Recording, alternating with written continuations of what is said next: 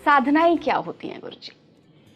साधना काल में इस चरण से हम भी निकले हैं। साधना काल एक ऐसा होता है कि आपको खुद अपना बनाया भोजन खुद ही खाना होता है। ओके। आप किसी दूसरे के हाथ का खाएंगे नहीं, अच्छा। स्वयं बनाएंगे, स्वयं खाएंगे। कोई और छू भी दे तो उस भोजन को अशुद्ध मान लिया जाता है। क्यों? साधना का कौन सा तत्व कि आपकी एनर्जी आप में ही दोबारा सर्कुलेट हो। किसी का भी छुआ। अभी मेरे पास कुछ साधक आए थे, तो मैंने कहा प्रसाद ग्रहण करो। तो उन्होंने कहा हम साधना काल में हैं, घर पे जाके खुद बनाएंगे, पत्नी के हाथ का भी नहीं खाते, खुद बनाएंगे, खुद खाएंगे, तब उसको हम ग्रहण करेंगे। वो साधना में चल रहे हैं। गृहस्थ आश्रम में भी जो साधक हैं वो बड़े छुप कर साधना करते हैं। किस चीज के लिए करते हैं?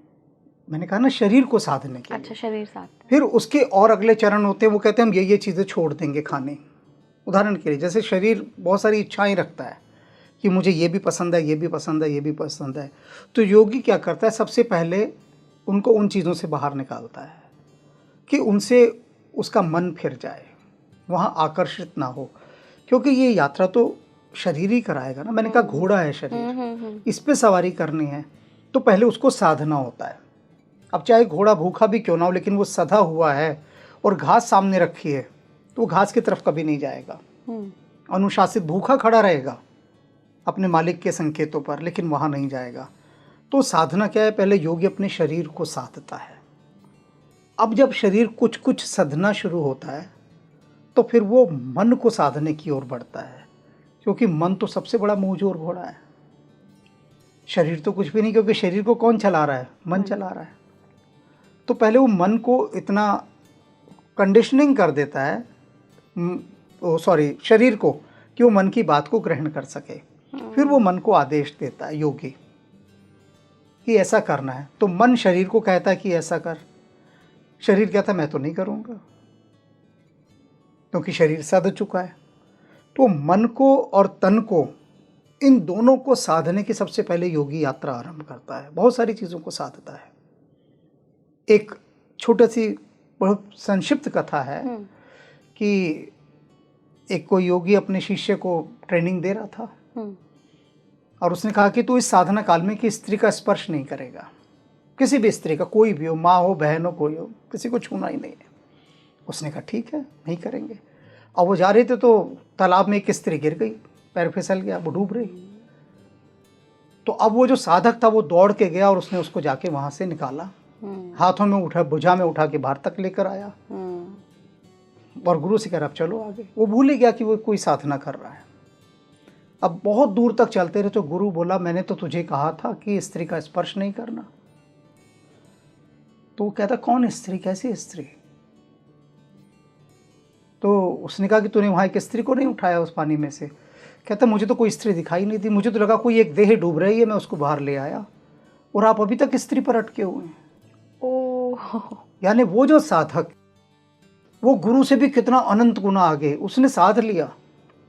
उसने कहा मुझे तो स्त्री कहीं दिखाई नहीं दी, मुझे तो एक शरीर दिखाई दिया जो डूब रहा, मैंने उसको ला के बाहर खड़ा कर दिया।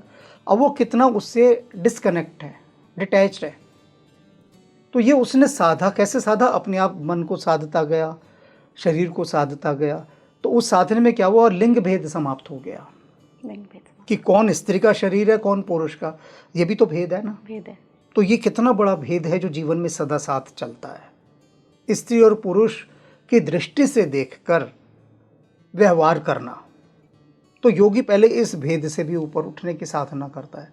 तो ये सबसे बड़ी साधना है कि जब आपके सामने से स्त्री और पुरुष की देह का भेद समाप्त हो जाए। अभी इतनी उच्च साधना इस संसारी जीवन में रहकर कोई कैसे करे?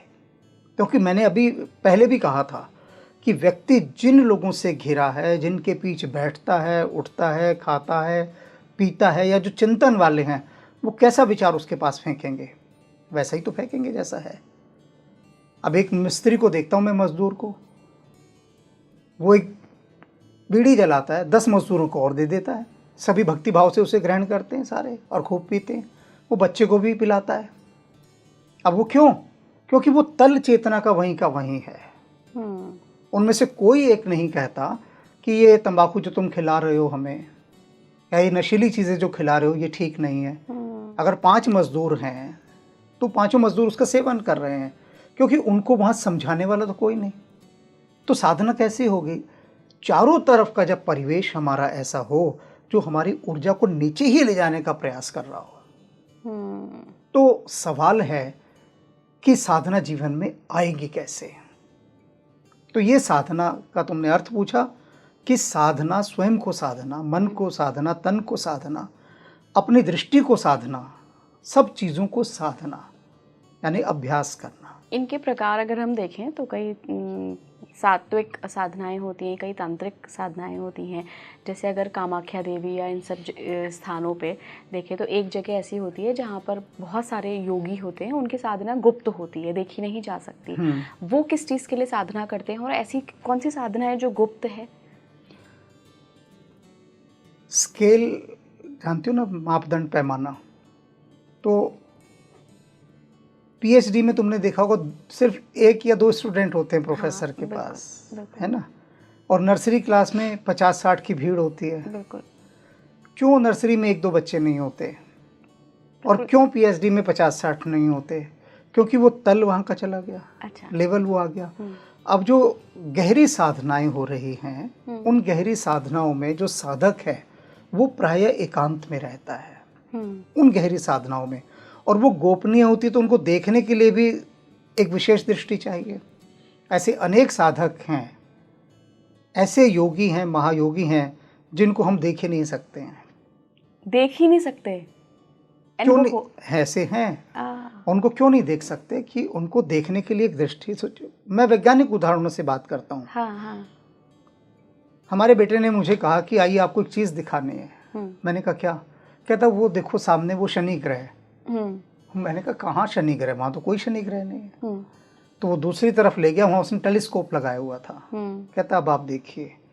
तो उसने मुझे शनि ग्रह दिखाया, उसके वो वलय दिखाए, वलय माने रिंग्स चल रहे, और मैं देखकर बड़ा आश्चर्यचकित रह गया। मैंने आँख वहाँ से हटाई तो देखा आकाश में कुछ भी नहीं है। आँख उस पर लगाई तो घर पर उसको टेलीस्कोप का शौक। अच्छा। तो उसने, मतलब जब वो 10वीं कक्षा में थे तब उसने मुझे कहा था मुझे टेलीस्कोप ले दो, और बहुत महंगा था। मैं एक क्षण को थोड़ा चुप हुआ, फिर मैंने कहा पसंद करो कौन सा चाहिए, कल आ जाएगा। क्योंकि मैंने कहा इसने जीवन में मेरे से कभी कुछ नहीं मांगा, ना कोई खिलौना मांगा, ना कुछ और चीज़ मांगी, ना मोटरसाइकिल मांगी, ना साइकिल मांगी। ये पहली बार मांग रहा है तो क्या मांग रहा है? टेलीस्कोप। अर्थात उसको देखने का ये एक नज़रिया रखना चाहता है जो हमें इन आँखों से दिखाई नहीं देता। तो कुछ पार की जगत की चीज़ ये देखना चाहता है। उसका उद्देश्य अंतरिक्ष यात्री बनने का था, अंतरिक्ष वैज्ञानिक, सॉरी। तो मैंने उसको ला कर दिया। अब ये देखो मैं उसको देख पा रहा हूँ, किस कारण से? उस टेलीस्कोप के कारण से।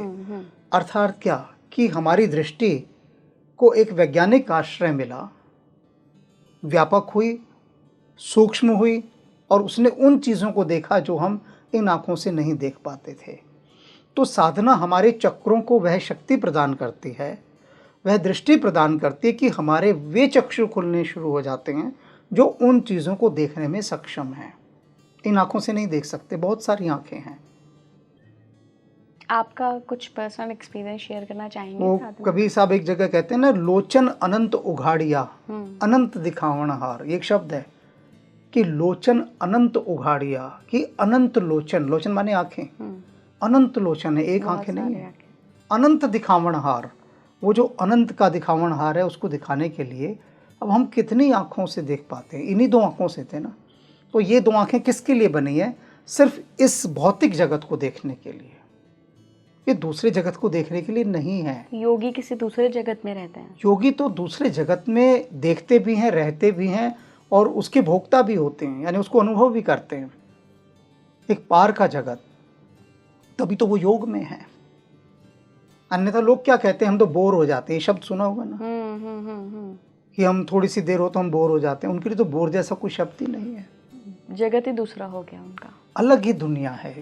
एक उस जगत में जब आप प्रवेश कर जाते हैं तब लगता है कि ये जगत जो है ये तो बहुत छोटा, बहुत संकीर्ण और बहुत ही सीमित है।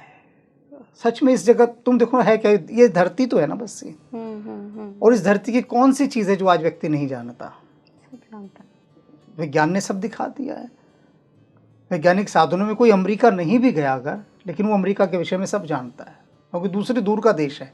मैं इसलिए उदाहरण दे रहा हूँ। वो 7 समंदर पार की, उसको अमेरिका की हर चीज़ की खबर होगी, हर वीडियो अवेलेबल है सब जगह के, वो देख रहा है, समझ रहा है। तो इस धरती का जो भी कुछ है वो सब उसने जान लिया है। लेकिन जो भीतर का है, जिसको हम चिदाकाश शब्द कहते हैं, चिदाकाश शब्द तुमने सुना हो शायद? हाँ, शिव जी का एक वो है स्रोत। तो ये जो चिदाकाश है, यानी चित्त का जो आकाश है, अंदर जो झांकना है, अंदर जो ब्रह्मांड है, उसमें जब झांकने की शक्ति प्राप्त होती है, तब जो है यात्रा आरंभ होती है, तब उनको देखा जा सकता है।